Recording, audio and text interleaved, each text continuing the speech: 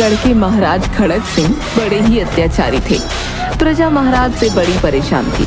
महाराज का विशेष अंगरक्षक समर सिंह महाराज के स्वभाव और प्रजा के प्रति व्यवहार को पसंद नहीं करता था। एक दिन, बहुत हो गया महाराज का अत्याचार। लगता है महाराज को सबक सिखाने का वक्त आ गया है।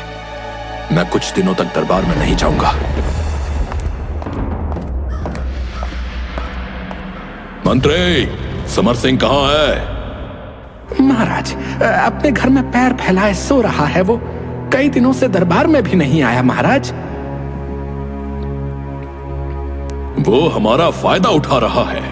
उसे तुरंत दरबार में पेश होने की खबर भिजवाइए। जो आ गया महाराज। कुछ समय बाद समर सिंह राजमहल में पहुंच जाता है। हुक्म कीजिए महाराज, आपने मुझे याद किया। तुम अपने काम में ध्यान नहीं दे रहे हो। महाराज, मैं आपका विशेष अंगरक्षक हूं। मेरा कर्तव्य है हर समय आपके साथ रहना, परंतु आपको यह पसंद नहीं, इसलिए मैं दरबार में नहीं आता। दरबार में आना तुम्हारा काम है। जो हुक्म महाराज। कई दिनों से हमारा दिल नहीं लग रहा। आप कहें तो गाना सुनाओ या फिर मजेदार कहानियां सुनाओ। नहीं, हमें ये सब चीजें भी पसंद नहीं आ रही। तो महाराज, फिर आप बताइए कि मैं क्या करूं। मेरा हृदय एक नया खेल खेलने को कर रहा है। कौन सा खेल महाराज? आदेश कीजिए। हम दोनों आमने सामने बैठेंगे और मैं बीच में अपने प्यारे बिल्ले को बैठाऊंगा और उसकी पूंछ पर जलती हुई मोमबत्ती रख दूंगा। उसके बाद हम दोनों अपने प्रयासों द्वारा उसे अपनी अपनी तरफ आकर्षित करेंगे। कहो, कैसा रहेगा ये खेल? महाराज, इस खेल में क्या मजा है? वो आपका प्रिय बिल्ला है, इसलिए वो आपकी तरफ ही जाएगा। पूरी बात सुनो। बिल्ला जिसकी गोद में कूदेगा वो जीतेगा और मोमबत्ती जिसकी तरफ गिरेगी वो हारेगा। हर बार हम दोनों दांव पर कुछ ना कुछ रखेंगे। मारे गए। महाराज का चहेता बिल्ला तो उनकी गोद में ही गिरेगा और मुझे हरा देगा। समर सिंह, क्या सोच रहे हो? क्या हम कोई दूसरा खेल नहीं खेल सकते महाराज? नहीं, मुझे सिर्फ यही खेल खेलना है और पहले दांव के लिए मैं 100 मोहरे लगाता हूं। परंतु मेरे पास इतना धन नहीं है महाराज। हमने तुम्हें मुआवजे की रकम दी थी ना, वो अभी भी तुम्हारे पास है। समर सिंह मोहरे ले आता है और खेल शुरू होता है।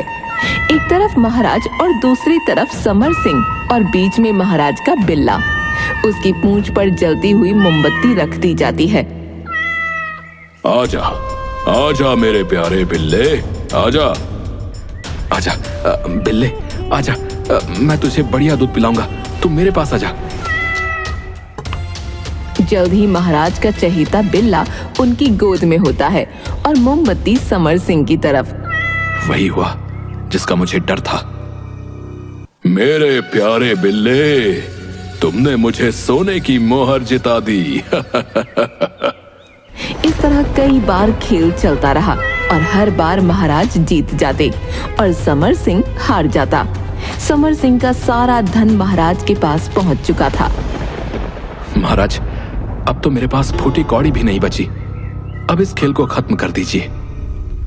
अभी मेरा दिल नहीं भरा। तुम अपने कपड़े और जूते लगा सकते हो। लगता है आज मेरी खैर नहीं। ये मुझे नंगा करके ही मानेगा। समर सिंह को अपने कपड़े और जूते दांव पर लगाने पड़े और वो दांव भी समर सिंह हार गया। मैं जीत गया। बिल्कुल महाराज, ये लीजिए मेरे कपड़े और जूते और मुझे जाने की आज्ञा दीजिए। खेल अभी खत्म नहीं हुआ। तुम अपना सर दांव पर लगा दो और मैं तुमसे जीता हुआ सारा धन, तुम्हारे कपड़े, जूते और 10,000 मोहरे भी दांव पर लगाता हूं। क्या कहा महाराज? मेरा सर? हाँ, तुम्हारा सर। कैसे इस दुष्ट के चंगुल से बचूं? महाराज, मुझे इस बार भी अपनी हार दिख रही है। मैं अपना सर दांव पर लगाने से पहले आखिरी बार महल के बाहर जाकर खुले आसमान को देखना चाहता हूं महाराज। ठीक है, परंतु जल्दी लौटना।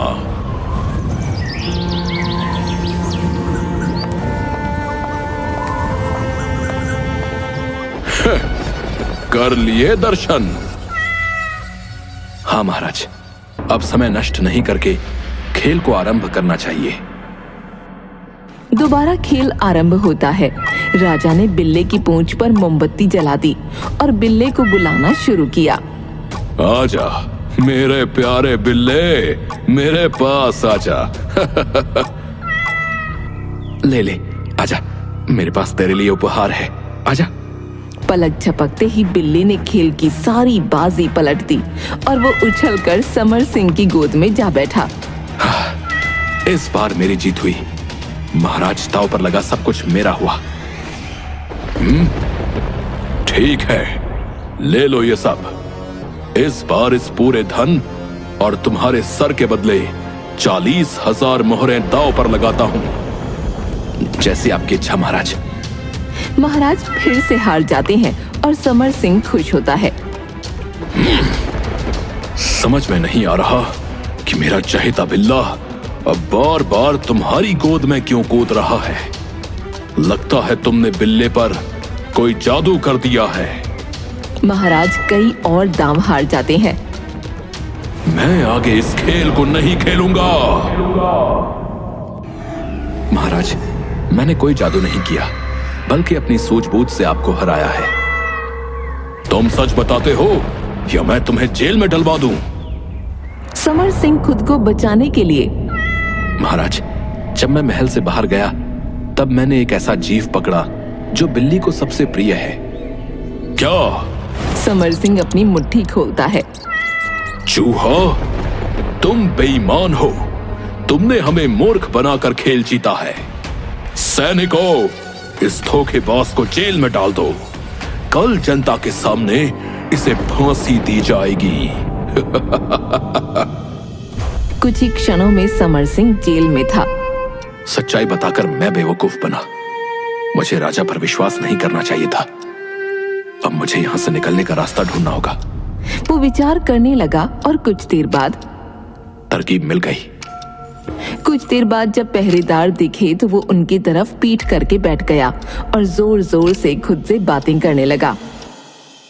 हे प्रभु, मैं मौत से नहीं डरता, परंतु मुझे इस बात का दुख है कि मेरी मौत के साथ इस अंगूठी का रहस्य भी खत्म हो जाएगा। प्रभु, इस अंगूठी को हासिल करने में आपने मेरी मदद की थी। मैंने इसे लोगों की नजरों से बचाकर रखा, परंतु अब सब कुछ नष्ट हो जाएगा। समर सिंह की बात सुनकर पहरेदार एक दूसरे को रहस्यमयी निगाहों से देखने लगे। लगता है इसके पास कोई जादुई अंगूठी है। जल्दी से इस जादुई अंगूठी का रहस्य बता दे। इस अंगूठी के बारे में कोई नहीं जानता। यह अंगूठी रायगढ़ के बादशाह चंद्रभान को जो कोई भी सौंपेगा वो उसे अपना आधा राज्य दे देंगे और साथ ही अपनी खूबसूरत बेटी का विवाह भी कर देंगे। लेकिन अफसोस, मेरी मौत के साथ ये राज ही रह जाएगा और इसका फायदा किसी को भी नहीं मिलेगा। चारा तो मैंने फेंक दिया, अब देखता हूं शिकार उसे चुकता है या नहीं। तरकीब काम कर गई। राजा चंद्रभान का आधा राज्य और उनकी खूबसूरत बेटी से विवाह। वो अंगूठी इतनी कीमती है, परंतु वो बेकार चली जाएगी। समर सिंह सोने का बहाना करके लेट जाता है। क्यों ना हम ये अंगूठी ले लें? सही कहा, जल्दी से दरवाजा खोलो। दोनों पहरेदार कैद खाने का दरवाजा खोलते हैं और अंदर जाते हैं, पर लालचवश अंदर जाते ही दोनों अपनी अपनी तलवारों से एक दूसरे पर वार कर देते हैं और वहीं पर मृत्यु को प्राप्त हो जाते हैं। हो गया काम। पहले यहां से अपनी जान बचाकर भागता हूं, बाद में राजा को सबक जरूर सिखाऊंगा। समर सिंह अपनी जान बचाकर वहां से भाग जाता है। अगले दिन मंत्री, उस धोखेबाज को हमारे सामने प्रस्तुत किया जाए। आज उसे सजा दी जाएगी। जी जी महाराज। मंत्री का आदेश पाकर सैनिक समर सिंह को लाने कैद खाने पहुंचते हैं। ये क्या, कैद खाने का द्वार तो खुला है, जरूर कुछ गड़बड़ है। कैद खाने के अंदर पहुंचकर हे भगवान, समर सिंह तो गायब है और ये दोनों यहाँ मृत पड़े हैं। हमें तुरंत महाराज को इसकी सूचना देनी होगी। स्थिति को देखते हुए तो ऐसा लगता है कि इन दोनों पहरेदारों ने ही एक दूसरे को मारा है। सैनिक महाराज के पास वापस पहुंचते हैं। महाराज, गजब हो गया महाराज, कैदी कैद खाने से फरार है और दोनों पहरेदार वहां मृत पड़े हैं। क्या बकवास है ये? महाराज, हम सच कह रहे हैं। वहां का दृश्य देखकर ऐसा लगता है कि दोनों पहरेदारों ने खुद एक दूसरे को मार दिया हो। लगता है उस चालबाज की चाल में पहरेदार फंस गए और एक दूसरे को मार बैठे। मंत्री, सेना की कुशल टुकड़ी उस दुष्ट की तलाश में भेज दीजिए और यदि वो खाली हाथ वापस आए तो हम उन्हें फांसी की सजा देंगे। जी जी महाराज। महामंत्री का आदेश पाकर सैनिकों की एक टुकड़ी खोज के लिए निकल पड़ी। दूसरी तरफ समर सिंह भागता हुआ एक पुरानी हवेली पहुंच जाता है। बस अब और नहीं चल सकता। आज रात यहीं गुजार लेता हूँ और कल आगे का सफर पूरा करूंगा। वो दस्तक देता है। अंदर से एक बूढ़ा व्यक्ति बाहर आता है और समर सिंह की हालत देखकर क्रोध में बोलता है, यदि तुम भीख मांगने आए हो तो तुरंत चले जाओ। हाँ, मेरे पास देने के लिए कुछ भी नहीं है। मैं तो खुद किसी तरह अपना जीवन व्यतीत कर रहा हूँ भाई। मैं आपसे कोई भीख मांगने नहीं आया हूँ, मैं तो आपकी मदद करने आया हूँ। मदद? कैसी मदद? महाराज के सैनिक तुम्हारी खाल उधेड़ने के लिए रवाना हो चुके हैं। मैं तो तुम्हारे प्राण बचाने के लिए यहाँ आया हूँ। महाराज के सैनिक? मैंने क्या बिगाड़ा है भाई किसी का? मैं गुप्तचर हूँ। किसी ने शिकायत की है कि तुम प्रजा को उनके खिलाफ भड़काते हो और महाराज को जानते हो कि वो कैसे हैं। परंतु मैंने तुम्हारे बारे में सुन रखा था, इसलिए मुझे विश्वास नहीं हुआ और मैं तुम्हारे प्राणों की रक्षा के लिए आ गया। तभी घोड़ों के पैरों की आवाज सुनाई देती है। अरे, लगता है महाराज के यमदूत यहाँ तक आ पहुंचे हैं। अब मुझे क्षमा कर दो युवक, मैं बिना वजह ही तुम पर चिल्लाया। भगवान के लिए मेरी मदद करो। सुना था कि ये राजा बड़ा ही दुष्ट है, परंतु आज देख भी लिया। वृद्ध व्यक्ति, फिक्र मत करो, अपने कपड़े उतार कर मुझे दे दो और तुम पास के जंगल में जाकर छुप जाओ। उससे क्या होगा? वो सब मुझ पर छोड़ दो। 2-3 दिनों तक उस जंगल में ही छुपे रहना, बाहर मत निकलना। ये लो कपड़े। तुम्हारा बहुत बहुत धन्यवाद युवक। अब देर ना करो और जल्दी ही यहाँ से रवाना हो जाओ। बुजुर्ग ने अपने कपड़े उतारकर समर सिंह को दे दिए और वहां से जंगल की ओर भाग गया। समर सिंह ने उस बुजुर्ग के कपड़े पहन लिए और अपना भेष बदल लिया। तभी राजा के सैनिक आ पहुंचे। क्या तुमने इस भगौड़े को देखा है? बिल्कुल देखा है हुजूर। कुछ दिन पहले ये व्यक्ति यहाँ आकर ठहरा तो था, लेकिन लेकिन क्या? हुजूर, आपने आने में जरा देर कर दी। उसकी लाश को शमशान में फूके पूरे 24 घंटे हो चुके हैं। वो कैसे मरा? हुजूर, न जाने कितने दिनों का भूखा था। उसने इतना खाया कि उसे पेचिश हो गए और वो महाराज को गालियां देता देता मर गया। चलो, अब उस दुष्ट की खोज करना बेकार है। हमें महाराज को यह खबर दे देनी चाहिए। हुजूर, आप लोग इतनी रात में कहाँ जा रहे हैं? पास का जंगल भयानक है, जंगली जानवरों से भरा हुआ है। आज रात आप यहीं पर आराम कीजिए और सुबह चले जाइएगा। मैं आप सबके खाने का भी इंतजाम कर दूंगा। लेकिन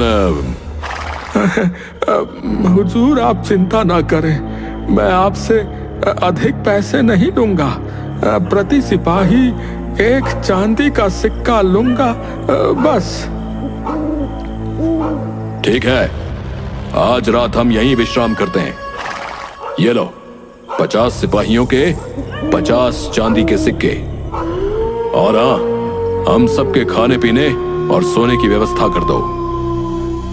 समर सिंह ने थैली ले जल्दी ही सबके खान पान की व्यवस्था और सोने की व्यवस्था कर दी। खाना खाकर वो सब सो गए। मेरी नशीली दवा ने अच्छा असर दिखाया है। अब जल्द ही मुझे इन सब की खातिरदारी करनी होगी। उसने सारे सिपाहियों के बाल और मूंछें काट दी। ये ले, तू भी ले। बड़े आए थे मुझे गिरफ्तार करने। जब सुबह अपनी शक्ल देखेंगे तो इन्हें समझ में आ जाएगा कि मुझसे उलझने का नतीजा क्या होता है। फिर उसने सारे सिपाहियों के वस्त्र उतार लिए और एक सैनिक का वस्त्र खुद पहनकर बाकी के वस्त्र जला दिए। एक घोड़े पर खुद सवार हो गया और बाकी के घोड़ों को जंगल की तरफ रवाना कर दिया और खुद राजा को सबक सिखाने निकल पड़ा। अगले दिन जब सेनापति सोकर उठा,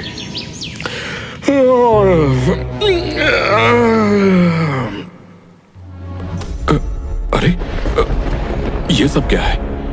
ये सब बिना वस्त्र के क्यों है भाई? इन सब के बाल और मूंछ कहां चली गई? तभी उसका हाथ अपने सर पर गया। अरे, ये क्या? मेरे सर के बाल भी गायब हैं। उस बूढ़े ने ही किया होगा। अभी देखता हूं उसे। वो बूढ़े व्यक्ति को ढूंढता है पर उसे वो नहीं मिलता। सेनापति अब समझ चुका था कि ये सब समर सिंह ने ही किया है।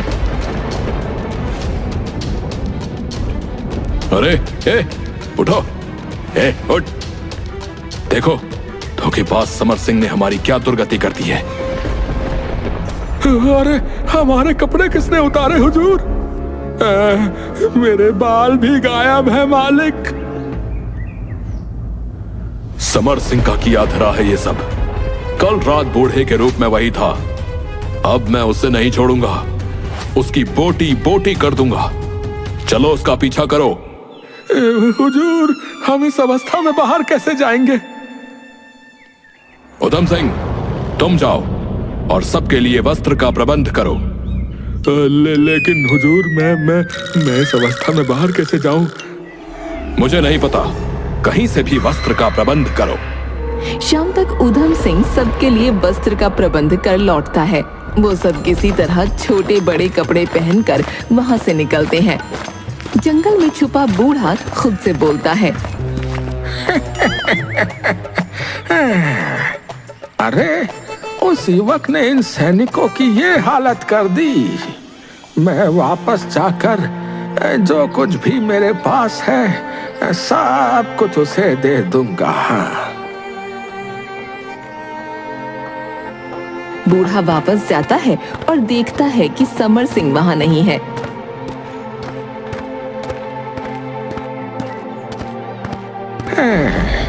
लगता है वो दूसरों की मदद करने के बदले कोई कीमत नहीं लेता है। चलो भाई, भगवान उसे हमेशा सुखी रखे, यही प्रार्थना है। दूसरी तरफ कई दिनों की यात्रा के बाद सैनिक नगर वापस पहुंचते हैं।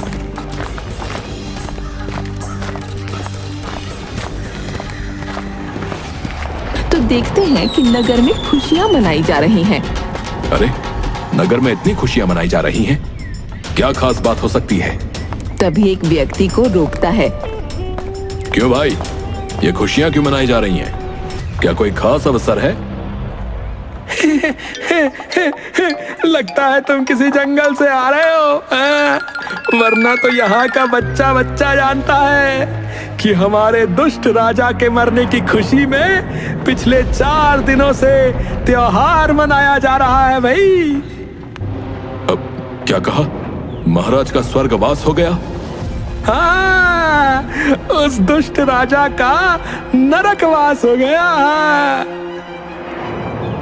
किसने मारा महाराज को? अरे, तुम्हें नहीं पता? उस भले समर सिंह की आत्मा ने, उसने तो मरकर भी हमारा भला कर दिया भाई। चलो राजमहल चलकर पता करते हैं कि ये सब क्या माजरा है।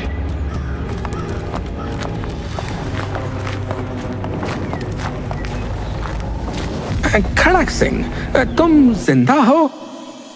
क्या मतलब मंत्री जी? अगर मैं जीवित नहीं तो आपके सामने कौन खड़ा है? लेकिन राम सिंह ने तो कहा था कि समर सिंह ने तुम सबको मार दिया। उस दुष्ट समर सिंह ने ही तो हमारी ये दुर्गति की है, और वो हमारे पंजे से भाग गया। आप जिस राम सिंह की बात कर रहे हैं वो तो हमारे ही साथ है। इसका मतलब वो समर सिंह ही राम सिंह का रूप धारण करके दरबार में आया था, और उस रात भूत बनकर महाराज को डराकर छत से नीचे गिरा दिया। आप क्या बोल रहे हैं मंत्री जी?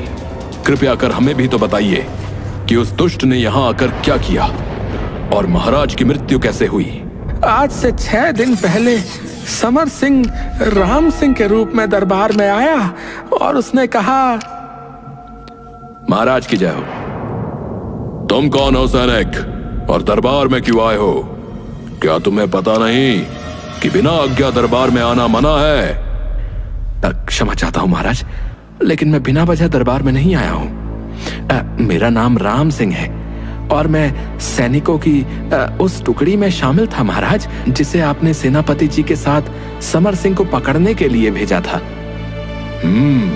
तो कहाँ है वो दुष्ट? मुझे बहुत दुख के साथ कहना पड़ रहा है कि सेनापति जी और बाकी के सारे सैनिक अब इस दुनिया में नहीं रहे। तुम क्या बकवास कर रहे हो? मैंने बिल्कुल सही कहा महाराज। उन सबको उस दुष्ट समर सिंह ने ही मौत के घाट उतारा था। मैंने संघर्ष करने के पश्चात उस दुष्ट समर सिंह को मार गिराया, परंतु वो इतनी आसानी से हार मानने वाला कहां था। मृत्यु के बाद भी वो भूत बनकर आया महाराज। क्या तुम क्या कह रहे हो सैनिक? भूत बनकर? जी महाराज, मैंने फिर भी हार नहीं मानी और उससे लड़ता रहा। अंततः उसे दुम दबाकर वहां से भागना ही पड़ा, और आपको दिखाने के लिए मेरे पास कुछ नहीं था, इसलिए मैंने उसकी लंगोटी ही निशानी के रूप में रख ली महाराज। दुष्ट समर सिंह की आत्मा शर्म से चुल्लू भर पानी में डूब मरी होगी कहीं। शाबाश राम सिंह, तुमने बहुत महान कार्य किया है। इस बहादुरी का तुम्हें मुंह मांगा इनाम दिया जाएगा। पहले हमें उस दुष्ट की लंगोटी तो दिखाओ, जिससे हमें विश्वास हो जाए कि वो मर चुका है। समर सिंह अपने पास से एक लंगोटी निकालकर महाराज को दिखाता है। बहुत खूब, हम तुमसे अति प्रसन्न हैं। तुम ये लंगोटी हमें दे दो। इसे देखकर हमारे दुश्मनों को हमेशा याद रहेगा कि हमसे उलझने का क्या परिणाम होता है। परंतु ध्यान से महाराज, ये कोई साधारण चीज नहीं है। ये एक भूत की लंगोटी है महाराज, भूत की लंगोटी। तुम चिंता ना करो और जाओ यहां से। महाराज ने समर सिंह को बहुत सारा धन देकर विदा किया और रात के समय वो लंगोटी अपने सिरहाने रखकर सो गए। तभी उन्हें एहसास हुआ कि जैसे कोई उनके पास आकर खड़ा है। महाराज भूत से बचने के लिए महल से बाहर भागते हैं।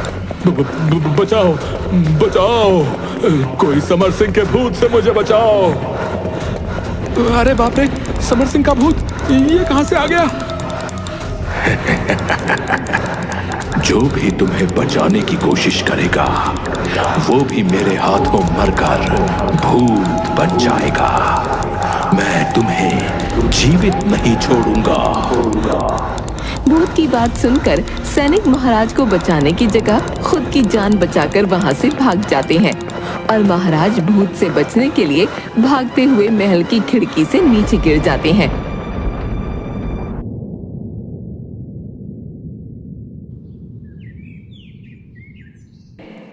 इस तरह समर सिंह ने महाराज से अपना बदला ले लिया और न जाने कब महल से फरार हो गया। जो हुआ वो बहुत बुरा हुआ महामंत्री जी। उस दुष्ट को उसके किए की सजा मिलनी चाहिए। हम कुछ नहीं कर सकते सेनापति, क्योंकि समर सिंह के साथ पूरी प्रजा की हमदर्दी है। इसलिए तुम अपना हुलिया ठीक करो और प्रजा के द्वारा चुने गए नए महाराज की सेवा में उपस्थित हो जाओ। हाँ, जो आज्ञा महामंत्री जी। दूसरे दिन नगर वासियों द्वारा चुने गए व्यक्ति को महाराज का कार्यभार सौंप दिया जाता है। ये सब देखकर भीड़ में खड़ा समर सिंह खुद से कहता है, यहाँ की प्रजा तो राजा के रूप में देवता को पाकर धन्य हो जाएगी। अब मुझे आगे के सफर पर निकलना होगा। मक्कार और शैतान अधर्मियों को सबक सिखाना होगा।